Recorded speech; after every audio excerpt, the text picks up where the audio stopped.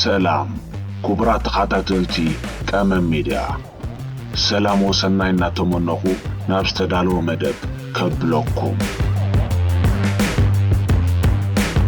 ዓምዲ ሕብራዊ ብኸመዩ ነዛና ሕጂ እስራኤል ከም ሃገር ናይ ሙቃም ሓሳብ ማዕቢሉ እቲ ግዜያት ኣብ 1981 እዩ ሓደ ህቡብ አውስትራያዊ ጋዜጠኛ ካብ ቬና ነቦታ ሓድሽ ስርሑ ፓሪስ ፈረንሳ ገዓዘ ሽም ጋዜጠኛ ቴዶር ሄርዝል ይበሃል ኣብቲ እዋን ፈረንሳ ሰውራዊት ሃገርያ ነይራ ቴዶር ሄርዝል ከም ጋዜጠኛ ካብዚ ተበጊሱ ኣብ ፈረንሳ ዝተጸበየ እንተነይሩ ጽቡቕ ሃዋህው ምስ ናይ ናጻ ምዝራብ መሰል እዩ እንተኾነ ዘይ ከም ተጸበዮ ኣብ መላእ ፈረንሳ ምንቅስቓስ አንጻር ኣይሁዳውያን ሰዕሪሩ ጸንሖ ንባዕሉ ኣይሁዳዊ ብምንባሩ ናይዚ ህይወት ተመክሮ ኣብ ሃገሩ ኣውስትርያ ይፈልጦ እዩ ኣብ 1894 ነዚ ኩነታት ናብ ጥርዚ ዘብጽሕ ድራውስ ኣፌር ዝተባህለ ድራማ ተፈጥረ ኣብ ርእሰ ከተማ ፈረንሳ ወተሃደራዊ ምስጢር ናብ ጀርመን ተሸይጡ ዝብል ወረ እቲ ዝተሸጠ ኣይሁዳዊዩ ሸይጥዎ ዝብል እውን እዚ ሓሶት ምዃኑ ጸኒሑ ተረጋገጸ እንተኾነ ሄርዝል ዓቕሉ ጸንቀቐ ድራማታት አንጻር ኣይሁዳውያን ቀጸለን ተባሳጨው ካብዚ ተበጊሱ ንነብሱ ሓደ ዓብዪ ሓላፍነት ኣሰከማ ሰፈር ኣይሁዳውያን ትኸውን ሃገር ንክምስረት ገዛና ዝብልዋ ሃገር ብዘይ ጸቕጢ ኣስተሪሖም ዝነብሩላ ሃገር እዚ ንኽፍታሕ ክትምለስ ዘለዋ ሕቶ ኣበይ ትብልያ ሄርዝል ናብ ታሪኽ ተመሊሱ ነታ ኣብቲ ግዜቲ ፍልስጥኤም ትበሃል ሃገር ሓረያ ነታ ጥንታዊት ቤቶም ነዚ ሓሳብ ንምትግባር ኣብ ነሓሰ 1897 ሓደ ምንቅስቓስ መስረተ ጽዮናውነት ዝበሃል ምንቅስቓስ ሄርዝል ዕድል ዘይገበሮ ክሳብ ሓሳቡ ኣብ ተግባር ዝበጽሕ ዘይምጽንሕ እዩ ኣብ 1904 ሞይቱ ኣብዚ ግዜ ከም ኣቦ ጽዮናውያን ይፍለጥ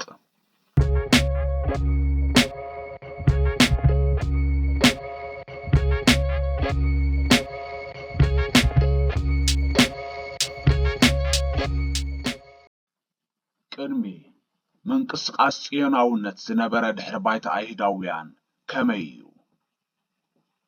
ኣይሁድ ስም ሃይማኖት ኣይሁዳውያን እዩ ንነብሶም ዝያዳ ብስምቲ ሃገር ከም እስራኤላውያን ወይ ብዜግነት ዘይኮኑ ዝፈልጥዋ ከም ደቂ እስራኤል ወይቶም 12 ነገዳት ደቂ ያዕቆብ እዮም ዝፈልጥዋ ወለዶ አብርሃም ይስሐቅ ያዕቆብ ስለዚ ደቅቲ ወዱን አብርሃም ያዕቆብ እዮም ስሞም እውን ካብቲ ኣምላኽ ያዕቆብ ዝሰየሞ ስም እስራኤል እዩ ንሓደ እስራኤላዊ ደኻንተልካዮ ዝያዳ በታ እታዶብ ዘለዎ ሃገሩ ብወለዱኡ ፀዋዕካዮ እዩ ዝመስሎ እዞም ሰባት ኣብዚ ሕጂ ዘላቶ እስራኤል ዝሰረትሉ ድሕሪ ካብ ስደት ግብፂ ምምላሶም እዩ እዛ ዘለዋ መሬት ኣምላኽ ብመገዲ አብርሃም ናቶም ምዃና ቃል ከም ዝኣትወሎም እዮም ዝኣምኑ ኣብ መንጎ ወለዶኦም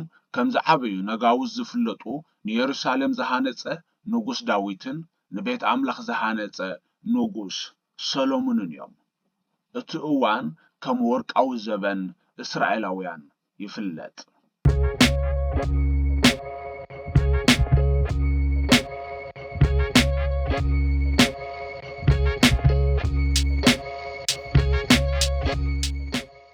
ስለምንታይ እዮም ኣይሁዳውያን ካብ እስራኤል ናብ ካልኦት ሃገራት ተሰዲዶም ምክንያት ስደቶም ተኸታታሊ ወራራት ባዕዳውያን እዩ ንግስነት ሶርያ ወይ ሲሪያን ኢምፓየር ኣብ 722 ቅድሚ ልደተ ክርስቶስ ባቢሎናውያን 598 ቅድሚ ልደተ ክርስቶስ ንግስነት ፐርሺያ ወይ ፐርሺያን ኢምፓየር 539 ቅድሚ ልደተ ክርስቶስ።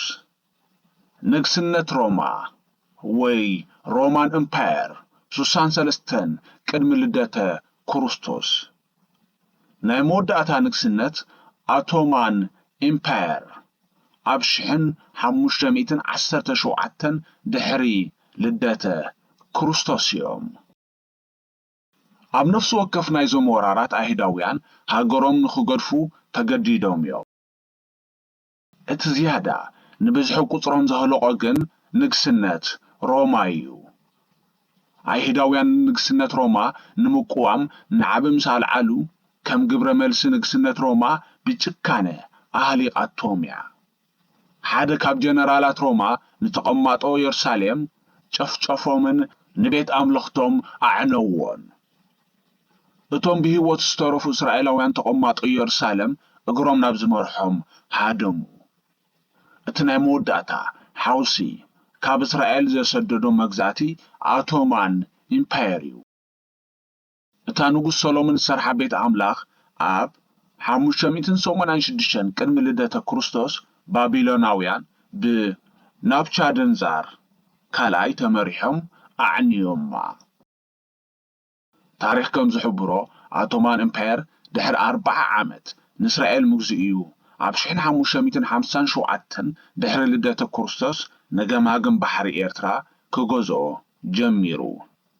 ካብዚ ዘለናዮ 2024 ቅድሚ 467 ዓመት ኸውን ኣሎ ማለት እዩ።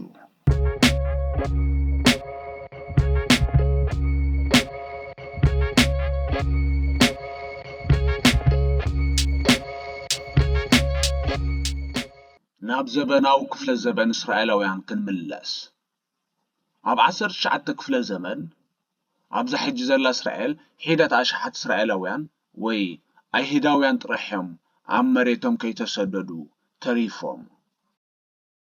እቶም ካልኦት ዝተሰደዱ ኣብ ዝተፈላለየ ሃገራት ተዘርጊሖም ይነብሩ ነይሮም።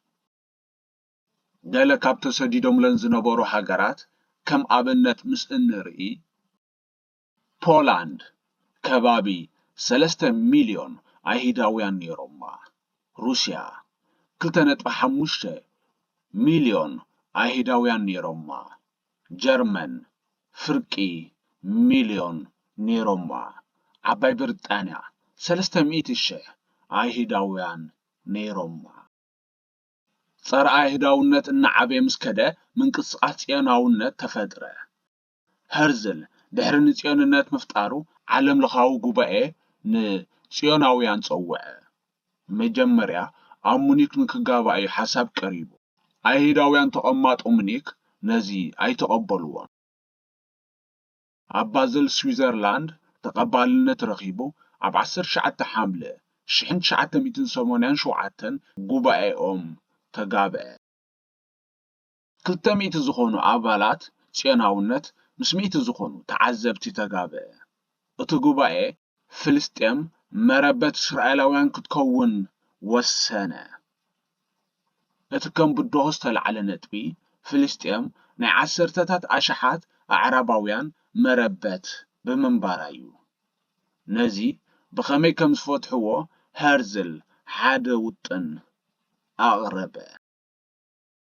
ኣብቲ ግዜ ፍልስጤም ብኦቶማን ኢምፓየር ትግዛእ ነይራ። ኣብ 17 ጉንበት 1901 ናብታ ኣብቲ ግዜ ርእሰ ከተማ ናይ ኦቶማን ኢምፓየር ዝነበረት ኮንስታንቲኖፕል ምስ ሱልጣን ዓብዱልሓሚድ ካልኣይ ብዛዕባ ውጥኑ ንኽዘራረብ ከደ። ውጥኑ ጽዮናውያን ዕዳ ናይ ኦቶማን ኢምፓየር ክኸፍልዎ ከም ቅያር ንመሬት ፍልስጤም ክገዝእዎ እዩ። ብዛዕባ እዚ ንኽዛረብ ን11 መዓልታት ኣብኡ ጸንሐ። እንተኾነ ዘይከምቲ ጽቢቱ ሱልጣን ዓብዱልሓሚድ ካልኣይ ነቲ ጠለብ ነጺውዎን መግዛእቱ ኣብ ፍልስጤም ቀጸሎም። ጽዮናውያን ቀዳማይ ጠለቦም ብምንጻጉ ዕላምኦም ውዱቕ ንኽገብርዎ ኣይመረጹን። ናብ ካልኣይ ኣማራጺ ዝበልዎ ኣበሉ። ኣይሁዳውያን ካብ ግለ ወነንቲ መሬት ኣቶማውያን በብውልቆም መሬት ኣብ ፍልስጥኤም ንኽገዝኡ ወሰኑ።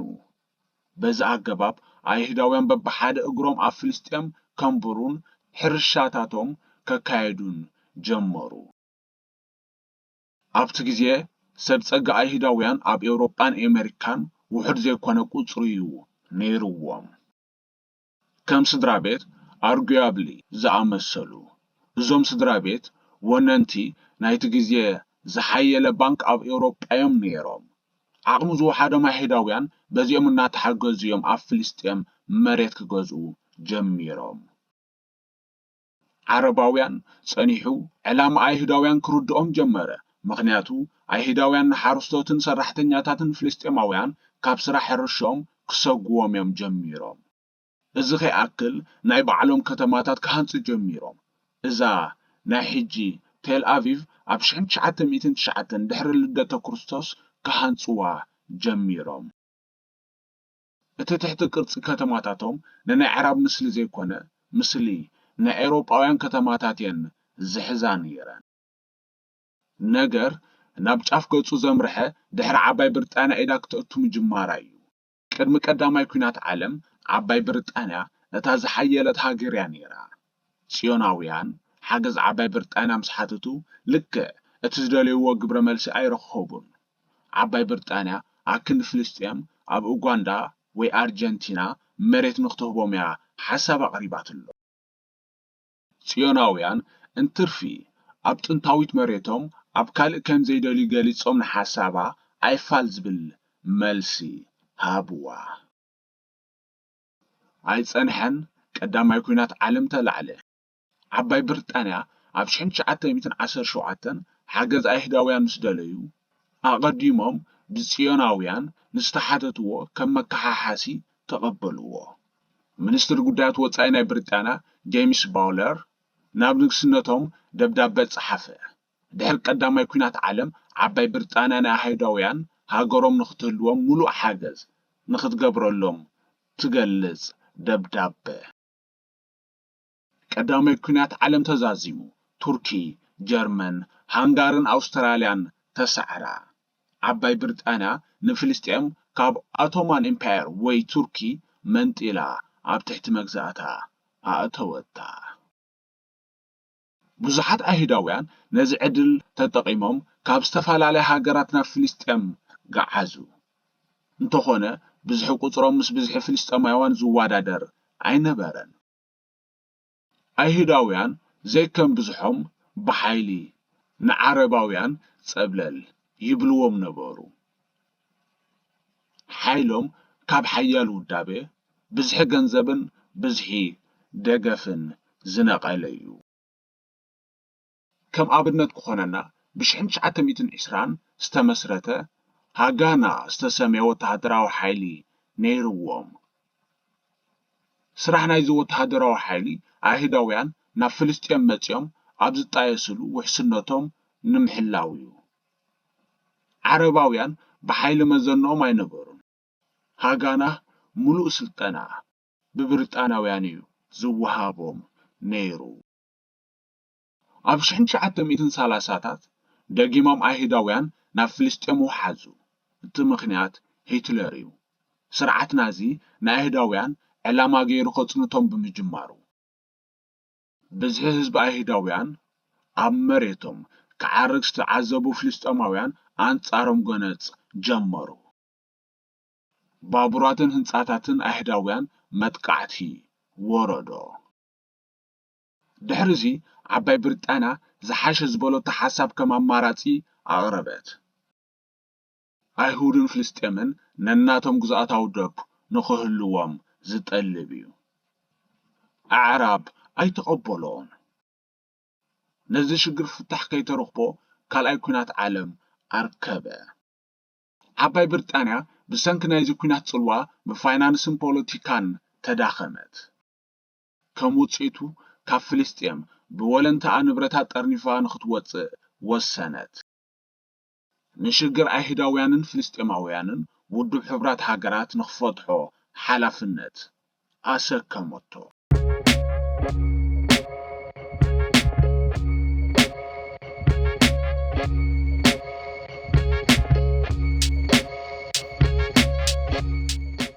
ኣብ 29 ሕዳር ሕቡራት ሃገራት ብሪዞሉሽን 181 ዝፍለጥ ሓደ ዝሓሸ ዝበልኦ ሓሳብ ሒዘን ቀረባ። ኣብቲ ግዜ ብዝሒ ህዝቢ ኣይሁድ 500,000 ብዝሒ ህዝቢ ፍልስጤማውያን 400,000 እዩ ነይሩ። ብመሰረት ብዝሒ ህዝቦም 55 ሚእታዊት ስፍሓት መሬት ንኣይሁዳውያን ክወሃቦም ዝብል ሓሳብ ጸደቐ። እዚ ንምድረ በዳ ኔጂቭ ዘጠቓለለ እዩ። ብጽሒት ፍልስጤማውያን ከም ብዝሒ ህዝቦም 44 ሚእታዊት ተባህሉ። ካብዚ 44 ሚእታዊት ን10,000 ዝኾኑ ኣይሁዳውያን ኣብ ግምት ዘእተወ እዩ ነይሩ። ፍልስጤማውያን ኣብ ዌስት ባንክን ቃዛን እዮም ንክወሃቡ ተነዲፉ። 55 ሚእታዊት ንኣይሁዳውያን ተደመሮ 44 ሚእታዊት ንፍልስጤማውያን ይኸውን 99 ሚእታዊት ይመጽእ ኣሎ። እዛ ሓንቲ ሚእታዊት ዝተረፈት መሬት ዘይተዓደለት ኢየሩሳሌም እያ። እዛ ከተማ ብውድብ ሕቡራት ሃገራት ንኽትመሓደር እዩ ኣብቲ ሓሳብ ተነዲፉ። ፍልስጤማውያን ነዚ ነጺጎሞ፣ እስራኤላውያን ነዚ ጠለብ ተቐቢሎሞን ኣብ 14 ጉንበት 1948 ከም ሃገር ናጽነቶም ኣወጁ። ኣብታ መዓልቲ ሕቡራት መንግስታት ኣሜሪካ ቀዳመይቲ ኣፍልጦ ሃበታ። ፍርቂ ለይቲ ናብ 15 ጉንበት ዘውግሐ ዓባይ ብሪጣንያ ካብ ፍልስጤም ወተሃደራታ ከም ሰሓበት ምስ ኣወጀት 5 ሃገራት ዓረብ ኩናት ኣንጻር እስራኤል ኣወጃ። እተን ሃገራት ግብጺ፣ ኢራቅ፣ ጆርዳን፣ ሊባኖስን ሶርያን እየን። እዘን ሃገራት ዓረብ ከም ብዝሐን ነናተን ኣጀንዳ ሒዘን እየን ኣንጻር እስራኤል ኩናት ከፊተን። ብወገን እስራኤላውያን ግን ናይ ሞትን ህይወትን ኩናት እዩ ነይሩ። ኣብ 1949 እስራኤላውያን ኣብቲ ኩናት ላዕለዋይ ኢድ ሓዙ። ኣብቲ ግዜ እስራኤል ን77 ሚእታዊት መሬት ፍልስጤም ተቖጻጸረቶ። ዝተረፈ ዌስተርን ባንክ ብጆርዳን፣ ቃዛ ብግብጺ ተታሕዘ። ኣብ መወዳእታ ንፍልስጤማውያን ዝተባህለ መሬት 3 ሃገራት ተሸመዋሉ። ንፍልስጤማውያን ውጽኢት እቲ ኩናት ዘባህር ሕልሚ ኮይንዎም። ልዕሊ 700,000 ዝኾኑ ፍልስጤማውያን ብምዕራባውያን ልዕሊ 700,000 ዝኾኑ ፍልስጤማውያን ብናክባ ተባሂሉ ዝዝከር ኣሳደዳ ስደት ተሰደዱ። ብክሳብ ሕጂ ዘጓንፎም ዘሎ ሽግራት ብኻ ንውሳኔ 14 ጉንበት 1948 እንተንቕበሎ ይብሉ ኾኑ።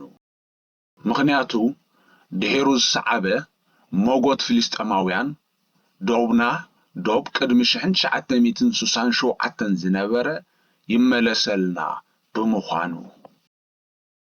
እንደገና ጉዳይ ፍልስጤምን እስራኤልን ከይተፈትሐ ኣብ 5 ሰነ 1967 ብኣዕራብ ዳግማይ ሓድሽ ኩናት ኣንጻር እስራኤል ተኸፍተ። ኣብዚ ኩናት እስራኤል ኣብ 6 መዓልቲ ካብቲ ቀዳማይ ዝዓበየ ዓወት ተጓናጸፈት።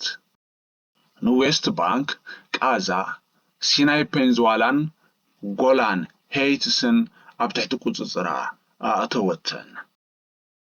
ጎላን ሄይትስ ቅድሚ ኩናት ግዝኣት ሶርያ እያ ነይራ። ድሕሪኡ ግን 2 ካብ 3 ስፍሓት እቲ መሬት ብእስራኤል ይመሓደር ኣሎ።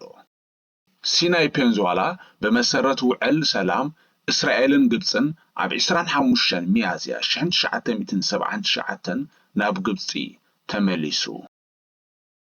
1994 እስራኤል ምስ ጆርዳን ዶባቶም ኣነጺሮም። እቲ ዝተረፈ ሕቶ ፍልስጤማውያን እዩ።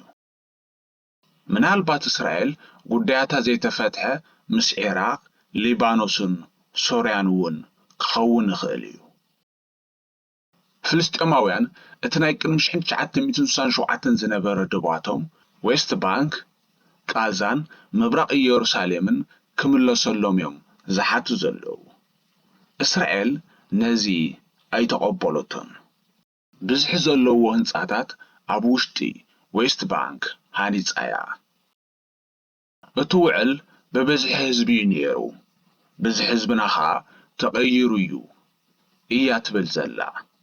ብዝሒ ህዝቢ እስራኤላውያን ድሕሪ እቲ ውዕል ናይ 1948 ብወሊድ ጥራሕ ዘይኮኑ በቲ ኣይሁዳውያን ዝኾኑ ናብ እስራኤል ምምላስ ዝብል መሰል ሕጊ ብዙሖም ዓብዪ እዩ።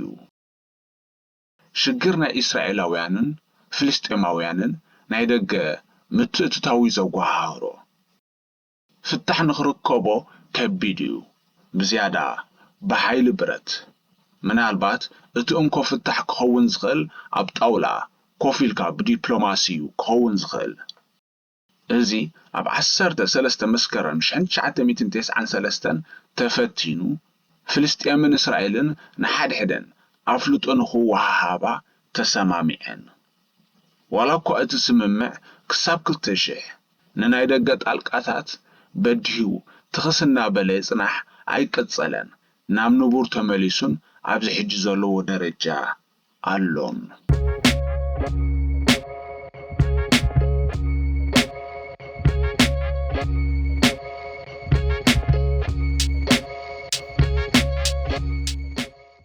ሰላም ክቡራት ተኸታተልቲ ቀመም ሚድያ ናይ ሎሚ ጻንሖትና ኣብዚ ተዛዚሙሎ ክሳብ ኣብ ዝመጽእ መደብና ንራኸብ። ሰላም ወሰናይ እናተመነኹ ፋኖኩም ሓውኩም ኣብርሃለይ ሓጎስ